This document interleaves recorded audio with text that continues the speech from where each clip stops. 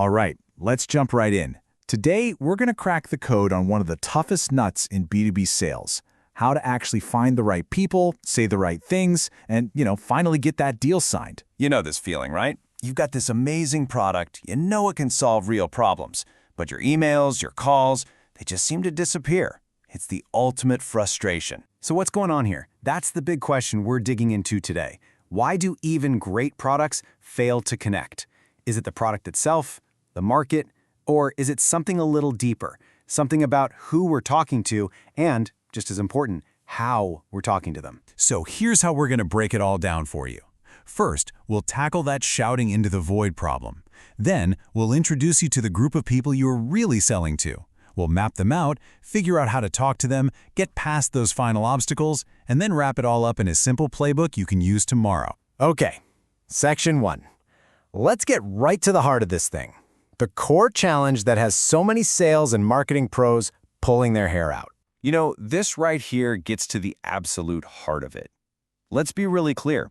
The problem probably isn't your product. The problem is that you're talking to the wrong people. Or maybe you're talking to one of the right people, but not nearly enough of them. And get this stat. An incredible 85% of B2B buyers have already figured out what they need before they ever talk to a salesperson.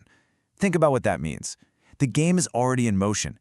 The most important conversations are happening long before you even get a chance to make your pitch. You're playing catch-up from the very beginning. So if they're already way down the road on their journey, who are you really selling to? This is where things get super interesting, and we pull back the curtain on what modern B2B sales actually looks like. Okay, so you need to forget the idea of selling to just one person. It's just not how it works anymore. You're actually selling to what's called a DMU, or a decision-making unit. This is basically a committee, a whole group of people inside a company who all have a say in whether to buy your product or not. So, how big a committee are we talking about? Well, brace yourself. On average, it's 13 people. Yeah. 13. 13 different people with 13 different opinions and priorities. If you've been focusing all your energy on just one contact, well, this number changes the entire game. Right, so if we're up against a committee of 13, we're going to need a map, right? We have to figure out who these people are and what role each one of them plays. And in pretty much every deal, you're going to find these four characters. You've got the budget owner, who's only thinking, what's the ROI? Then there's the technical evaluator, the person who's worried your solution is going to mess up their current systems. You've also got the end user influencer, the person on the ground asking, is this going to make my daily job better or worse? And finally, the final approver, usually someone in the C-suite who just needs to know if this fits the company's big picture strategy. You can't give them all the same pitch. It just won't work. So that's the big question, isn't it? How in the world do you find these people? How do you put names to these roles? Well, these days, there's one place that's become the go-to answer. Well, it turns out an overwhelming 86% of B2B marketers are already using LinkedIn to do exactly this kind of detective work. It is, without a doubt, the #1 hunting ground for finding these key players. And here's the kicker. Here's why that works. It's not just a place to find people. A staggering 80% of the members on LinkedIn actually influence their company's purchasing decisions. The people you need to reach are there. You just have to engage them the right way. Okay, so you've mapped out the players, you found them on LinkedIn, now what? This is the pivot point. It's time to completely change how you reach out. This is really the key mindset shift you have to make. On the left, you've got the old school cold pitch. It's all about features, it immediately begs for a demo, and honestly, it's a monologue. But on the right, you have the value-led conversation. It focuses on their business goals, it asks for their thoughts, and it feels like a real dialogue. So what does that actually sound like in practice? Well, here's a fantastic example you can adapt.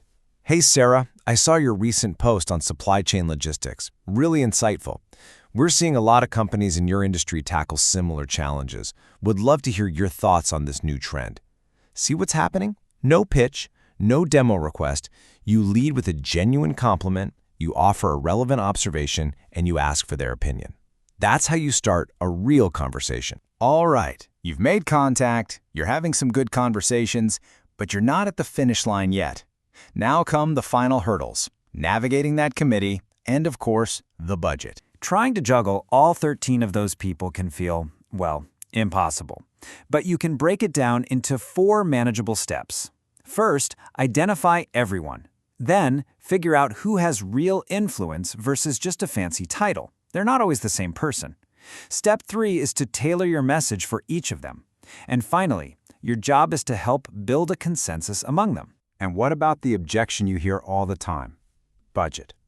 The trick here is to completely reframe the conversation. Stop talking about your product's cost. Start talking about the outcome it delivers.